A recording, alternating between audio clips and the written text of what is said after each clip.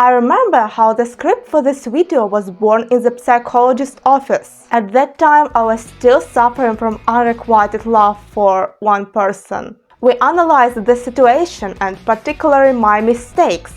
And I created a list of rules for building not only a romantic relationship, but also the other kinds of a relationship. My name is Maria, and I hope this video helps you avoid many mistakes. Let's go!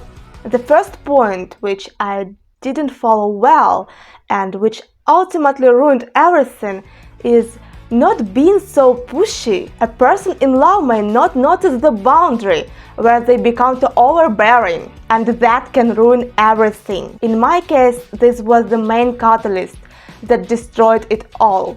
Everyone has their own threshold for annoyance, their level of tolerance for pushiness. If calling someone 10 times a day feels normal to you, for other person, even once a day might be too much.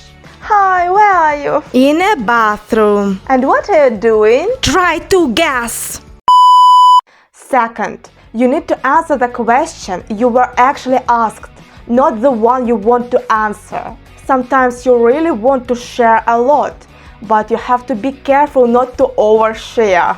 Are you left-handed? No, I'm writing with my left hand because I have problems with my right hand. It started when I haven't paid attention to my posture. Yeah. This advice applies not only to friendships or romantic relationships, but also to business ones.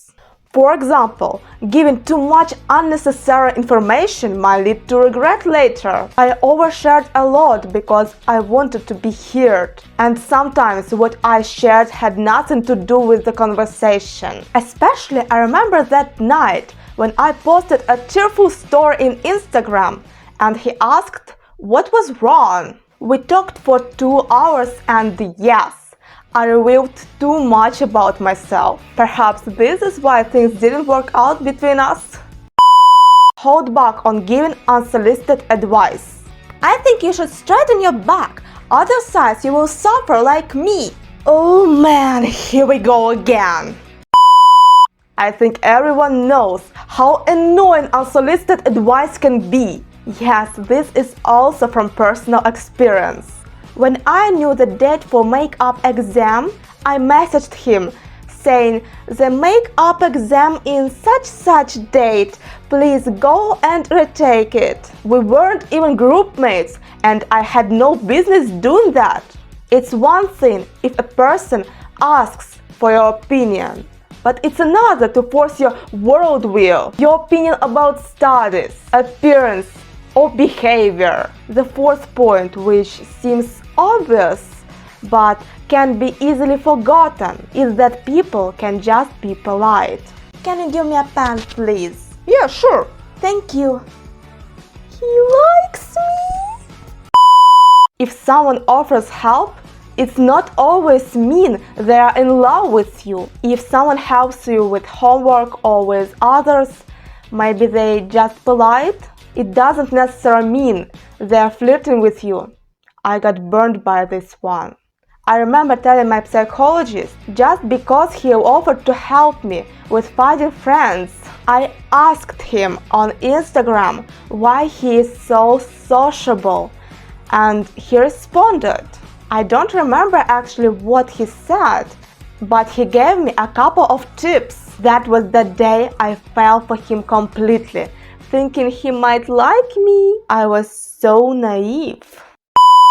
Next, you need to talk to people and ask questions. If we don't talk and especially don't ask questions, misunderstandings can arise. You might imagine things that have no basis in reality. For example, if someone doesn't answer a phone call, we might immediately think, "Why aren't he answering? Is he cheating me? Is he with someone else? Maybe he's in trouble. His phone is broken." When in reality they might just be sleeping or taking bath, or maybe their phone is restarting. It's easy to jump to the worst conclusions. This phone example is just a metaphor. There are countless memes online about someone didn't end a smile face or a heart after saying good night.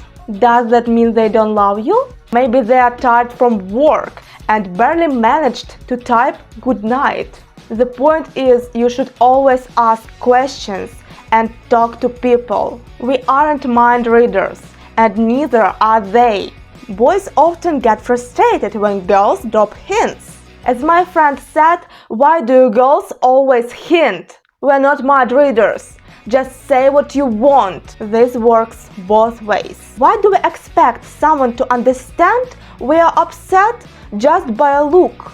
Why do you think someone realizes we are in love just because we changed our hairstyle? Seriously, why? What's language for? To express our thoughts and emotions. Come on, we're not in Stone Age anymore. We don't need to throw sticks and stones to communicate.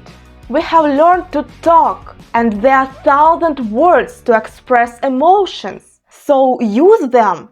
They are there for a reason. The sixth and final point is trust your intuition. Intuition isn't a magic. It's the result of your brain picking up on subtle signals and sending them to you. Sometimes it's worth to listen yourself. If your brain tells you that someone is not right for you, maybe you should stay away. It's not without a reason. Similarly, if your intuition says someone doesn't care about you, well, it might be worth accepting that. However, don't blindly trust your intuition.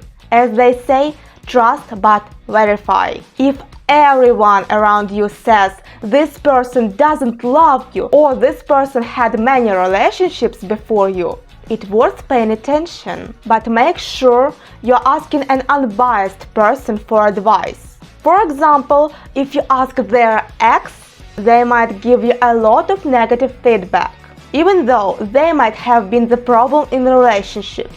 On the other hand, if you ask your best friend, who might be in love with you, they might not be objective either, because they don't want you to be with that person. In conclusion, intuition is a powerful tool, but still, trust but verify. Remember, these tips apply not only to romantic relationships, but also all kinds of relationships.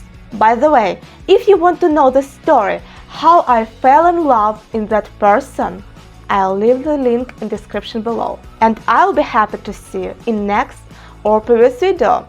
Bye bye, see you later.